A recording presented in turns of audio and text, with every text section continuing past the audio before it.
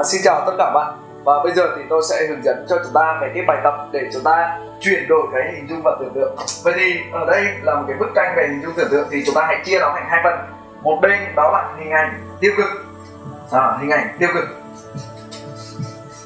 ok. Và một bên hình ảnh đó là tích cực.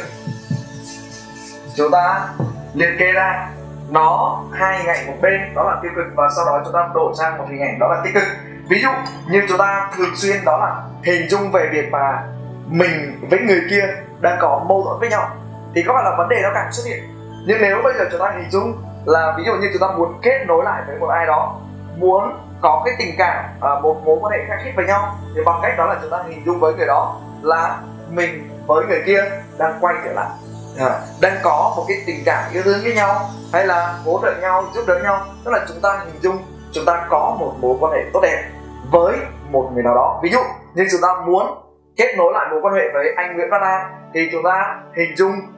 cái hình ảnh với anh Nguyễn Văn A, và chúng ta nói với bản thân mình đó là tôi với anh A có một mối quan hệ rất tốt đẹp, và chúng ta hình dung là hai người gặp lại nhau và nói chuyện vui vẻ với nhau và kết nối lại được với nhau. Đó là cái cách mà chúng ta hình dung tưởng tượng người kia với mình quay trở lại và gặp được nhau. Cái đó là cái chúng ta hình dung, đây là mối quan hệ đang mâu thuẫn. Thì bây giờ chúng ta chuyển đổi lại, đó là kết nối lại với nhau. Rồi chúng ta hình dung về cái hình ảnh đó là khách hàng, họ từ chối, họ không mua hàng của mình, thì chúng ta hình dung lại đó là khách hàng, họ đã mua hàng của chúng ta, họ đã vui như thế nào, họ đã hạnh phúc ra sao, và họ nói những cái lời cảm ơn với mình. Thì đó là chúng ta hình dung về cảnh tượng sau khi khách hàng mua cái sản phẩm của chúng ta. Hay là chúng ta để đạt được sự thành công, thì chúng ta hình dung tưởng tượng là khi mà chúng ta thành công thì chúng ta ở trong căn nhà như thế nào, chúng ta có chiếc xe ra sao, và chúng ta cái cảnh tượng như thế nào. Thì chúng ta hãy hình dung về điều chúng ta mong muốn. Vậy thì bây giờ những cái hình ảnh mà trước đây mà chúng ta hay hình dung theo kiểu tiêu cực, thì bây giờ chúng ta hãy chuyển đổi sang đó là một hình ảnh tích cực,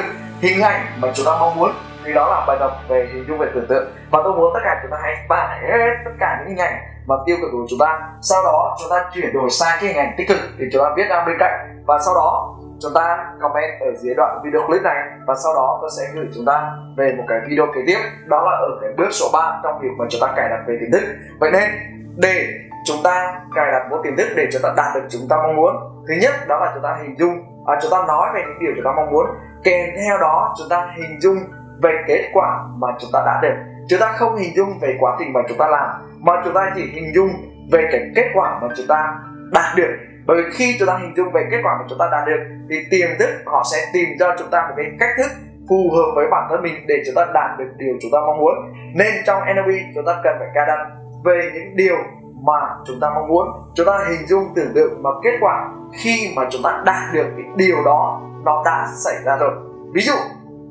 trước đây tôi không biết là phải đi du lịch ra nước ngoài như thế nào, tôi không biết phải phát triển thị trường quốc tế ra sao, nhưng tôi hình dung và tưởng tượng rằng tôi đã đi du lịch ra các nước trên thế giới và tôi có những cái thị trường ở trên thế giới. Và khi mà tôi hình dung và tưởng về điều đó, thì sau này nó đã giúp cho tôi về công việc về kinh doanh online, đã giúp tôi phát triển ra về thị trường thế giới và kết nối với những cái người mà kinh doanh ở trên thế giới để kết nối lại với nhau và chúng tôi làm việc được với nhau. Thì bằng việc đó là mình hình dung và tưởng tượng về cái kết quả mà chúng ta có được trong cuộc sống, thì tôi muốn chúng ta hãy tải nó xuống thành ít nhất đó là 20 cái hình ảnh mà tiêu cực của chúng ta từ trước giờ, thì bây giờ đổi sang đó là hình ảnh tích cực. Ví dụ như một ai đó tiêu cực với mình, thì bây giờ chúng ta hình dung là họ tích cực trở lại, họ vui vẻ, họ kết nối, họ yêu thương chúng ta. Hay là chúng ta bị một cái trường hợp đó là khách hàng từ chối, khách hàng không mua hàng, thì chúng ta phải hình dung tưởng tượng là khách hàng đã mua lại, chúng ta phải mua với số lượng rất nhiều. Hay là công việc của chúng ta đang lo lắng, chúng ta sợ là nó không phát triển, thì bây giờ chúng ta đổi lại đó là công ty của mình nó đang phát triển như thế nào, nó đang mạnh mẽ ra sao,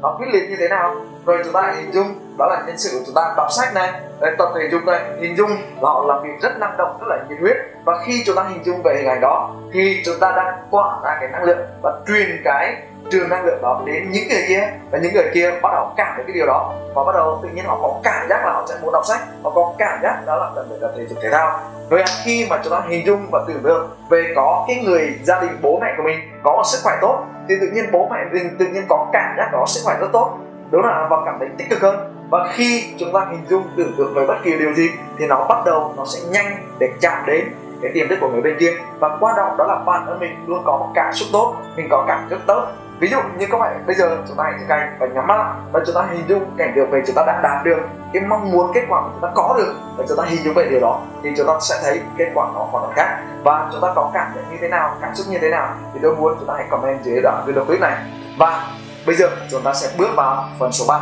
Hãy comment về kết quả chúng ta ngày hôm nay và sau đó chúng ta sẽ bước vào cái video số 3 ở video kế tiếp. Xin chào và hẹn gặp lại tất cả các bạn.